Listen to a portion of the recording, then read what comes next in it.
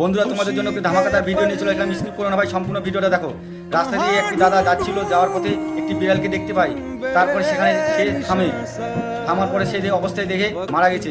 সে একটি পাইপার বার করে তাকে পোল্টে জড়িয়ে দেখে ধরায় নেয়। তারপরে ভিডিওটা সম্পূর্ণ দেখো, দেখতে পাবে বা বুঝতে পারবে ভিডিওটা। তো একটি পাথর দিয়ে সে গর্ত করার পরে তাকে ওখানটায় পুঁতে দেয়। পুঁতে দিল।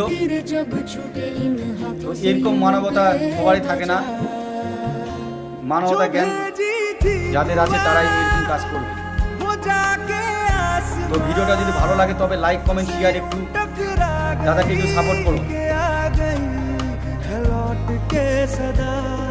जो भेजी थी दुआ वो जाके